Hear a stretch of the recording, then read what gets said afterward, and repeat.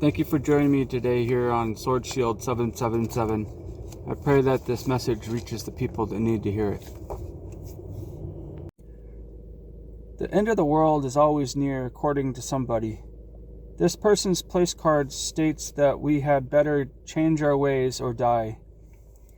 That group proclaims that the Lord will return 100 days after the next presidential election.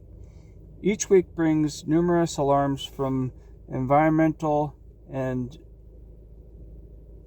nutritional activists or religious and political zealots. Most people stopped listening long ago to the warnings of these kooks or extremists, as they are labeled. That's probably how people responded to Noah. This passage tells the story of the flood, how Noah and his family built an ark in obedience to God. In response to his warning that the earth would be destroyed, only a few generations had passed since Adam and Eve, yet Noah was the only righteous living person. The Bible doesn't state that people mocked Noah, but it certainly shows that no one listened to him or to God. This familiar story pictures God's mercy and the consequences when people forget or stop caring about their Creator. The story also gives a snapshot of patience living in the ark for over a year, doing what is right in the face of criticism and ridicule. Why would you build an ark now and here? And gratitude for God's mercy. Noah got right to work when God told him to build the ark. Genesis chapter 6, verse 22. It seems that other people had been warned about the coming disaster.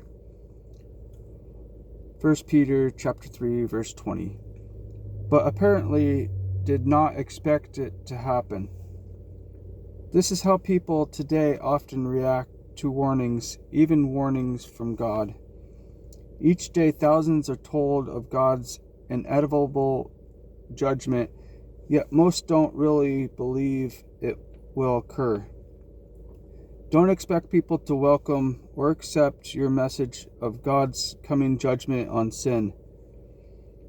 Those who don't believe in God will scoff at his judgment and try to get you to deny God as well. As you read this passage, note God's covenant with Noah to keep him safe and God's promise to the world. Then determine to do what God tells you to do, despite opposition, trusting him to bring you through the flood. I'm going to be reading Genesis chapter 6, verse 1.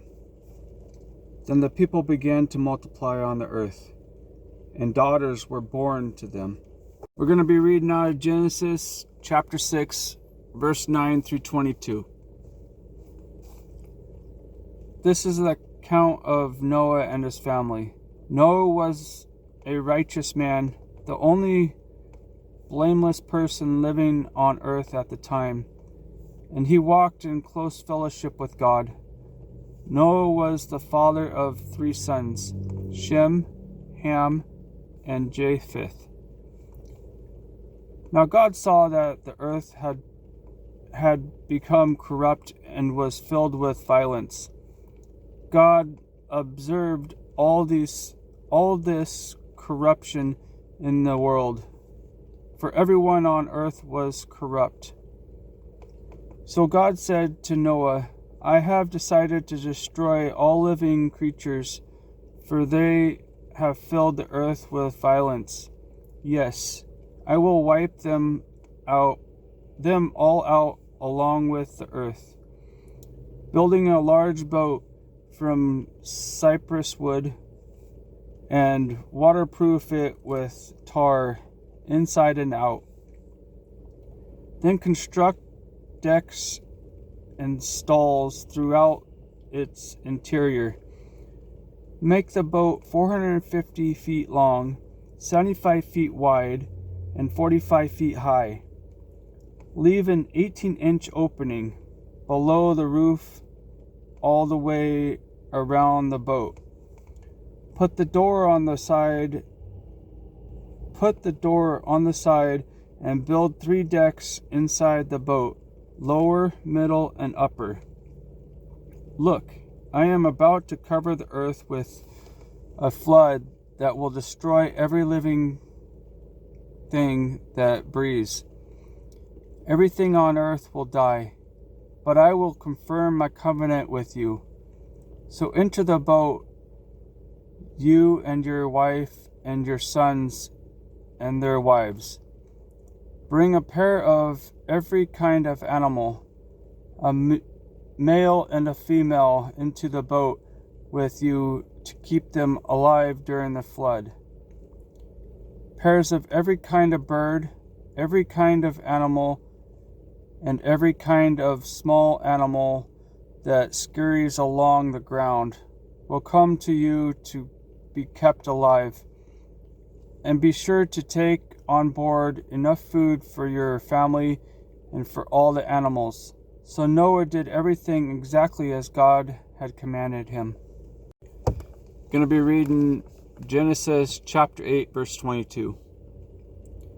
As long as the earth remains, there will be planting and harvesting, cold and heat, summer and winter, day and night.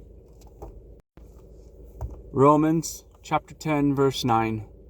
If you openly declare that Jesus is Lord and believe in your heart that God raised him from the dead, you will be saved.